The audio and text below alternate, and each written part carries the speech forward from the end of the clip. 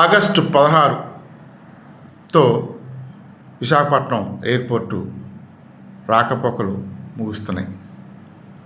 Visakhapatnam airport ప్రజలెవరికి కూడా అందుబాటులో 17వ తారీఖు ఉదయం నుంచి ఉండదు. 17వ తారీఖు ఉదయం నుంచి కూడా భోగాపురం ఎయిర్పోర్ట్లోనే రాకపోకలు సాగుతాయి. ఈ పరిస్థితిలో విశాఖపట్నం ఎయిర్పోర్ట్లో పనిచేస్తున్న దాదాపు 1000 మంది ఉద్యోగాలు కోల్పోయారు. వాళ్ళకి ప్రత్యామ్నాయ ఉద్యోగాలను ఇవ్వడంలో కానీ వాళ్ళని ఆదుకోవడంలో కానీ ప్రభుత్వం ఎటువంటి చొరవ తీసుకోలేదు, ఎటువంటి చర్యలు తీసుకోలేదు.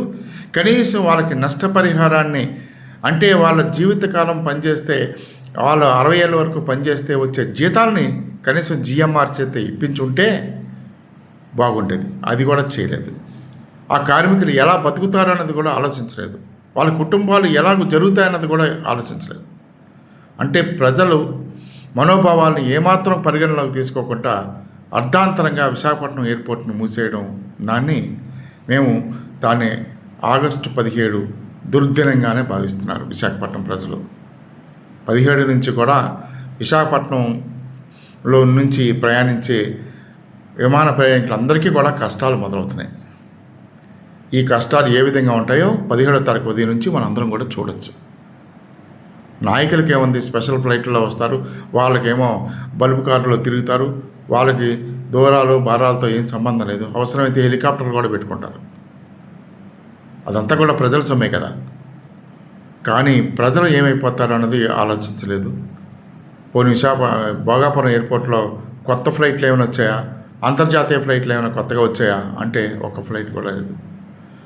అంటే వాళ్ళు చేసిన పనికి వాళ్ళు ఎంత సిగ్గుపడుతున్నారంటే, రామ్మోహన్ నాయుడు గారు విమానయాన శాఖ మంత్రి గారు, ఆయన విశాఖపట్నం ఎయిర్పోర్ట్లో ఢిల్లీ నుంచి విశాఖపట్నం రావడాన్ని 4 రోజుల క్రితం మానేసుకున్నారు.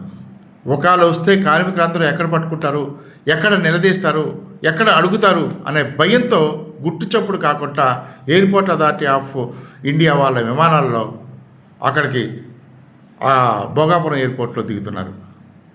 అంటే ప్రజాప్రతినిధులు ఎంత వాళ్ళ మనసులో ఈవేళ ఏదో గొప్ప పని చేసేసామని అనిపించినా, ఈవేళ అక్కడ పనిచేసే 1000 మంది కార్మికులకి కూడా భయపడి రహస్యంగా భోగాపురం ఎయిర్పోర్ట్కి పోతున్నారంటే పరిస్థితి అర్థం చేసుకోవచ్చు.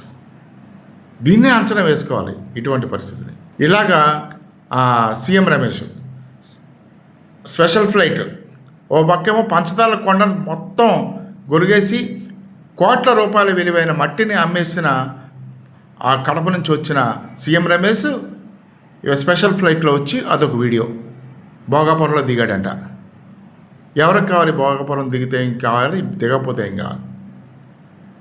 ఇదంతా ప్రజల సొమ్ముని దోచేసి వీళ్ళ ప్రత్యేక విమానాలని చెప్పి వీడియోలు తీసి బయటకు వదులుతున్నాన్ని విశాఖపట్నం ప్రజలు చేదరించుకుంటున్నారనే విషయం వాళ్ళు గ్రహించాలి.